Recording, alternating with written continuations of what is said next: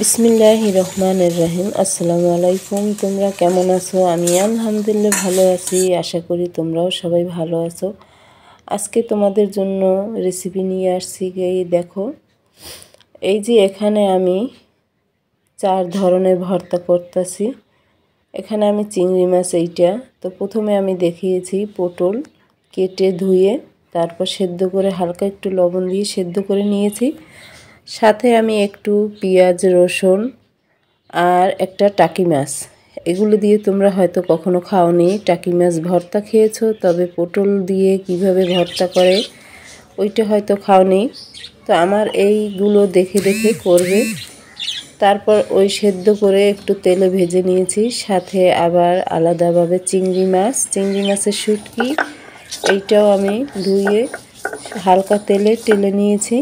তো প্রথমে আমি এই যে চিংড়ি মাছ ভর্তা করতেছি। এখানে আমি 4টা কাঁচামরিচ, ছোট্ট একটা রসুন, পেঁয়াজ এগুলো কেটে এইগুলো হালকা তেলে ভেজে নিয়েছি। তারপর চিংড়ি মাছ ভর্তা করতেছি। সাথে একটু ধনেপাতা নিয়েছি।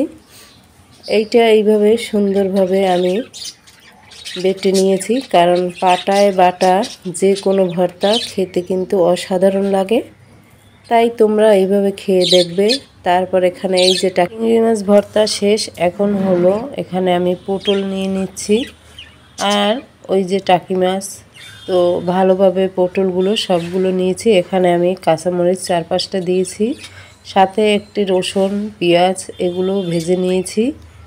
আর হলো এই যে টাকি মাছটা ভালোভাবে আমি বেছে নেব। তারপর এইটা বেটে এখানে সামান্য পরিমাণ একটু লবণ মিশিয়ে নিচ্ছি। তারপর এই বাটার পর এখানে কিন্তু এই ভর্তাটা হয়ে যাবে। এই ভর্তাটা খেতে কিন্তু অসাধারণ লাগবে, কারণ কখনো হয়তো তোমরা পটল দিয়ে টাকি মাছ ভর্তা খাওনি। তাই তোমাদের এইটা হলো নতুন একটা রেসিপি। এই ভর্তা এইভাবে খেয়ে দেখবে, খেতে কিন্তু খুব ভালো লাগবে। আর এই ভর্তার সামনে কিন্তু সব কিছু একদম ফেল হয়ে যায়, যেমন মাছ মাংস এগুলো কিন্তু রেখে তারপর এই ভর্তা দিয়ে কিন্তু ভাত খেতে খুব ইচ্ছে। কারণ এই ভর্তাগুলো অনেকে ভর্তা করা খুব ঝামেলা মনে করে, তাই কেউ করতে চায় না। আর আমি মনে করি যে কষ্ট হলেও এই ভর্তা দিয়ে ভাত খেতে খুব ভালো লাগে, তাই ভর্তা করে নিতে কোনো আমার কষ্ট হয় না। তোমরাও এইভাবে ভর্তা করে খেয়ে দেখবে। আলহামদুলিল্লাহ আমার কাছে তো খুবই ভালো লাগে, তাই আমি প্রায় সময় ভর্তা করি।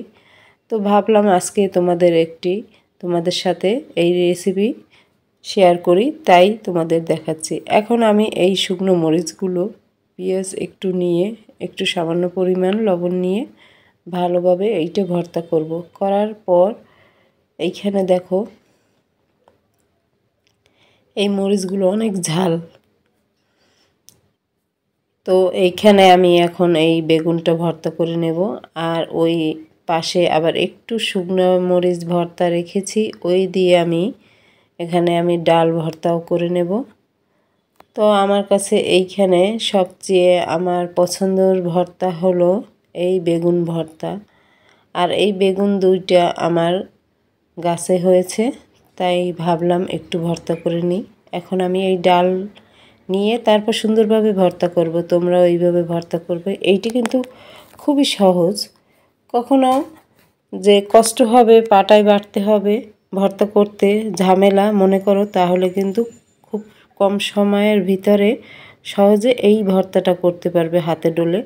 শুকনো মরিচ কয়েকটা টেলে পেঁয়াজ কুচি ডলে নেবে, ডাল ভর্তা হয়ে যাবে। আল্লাহ হাফেজ।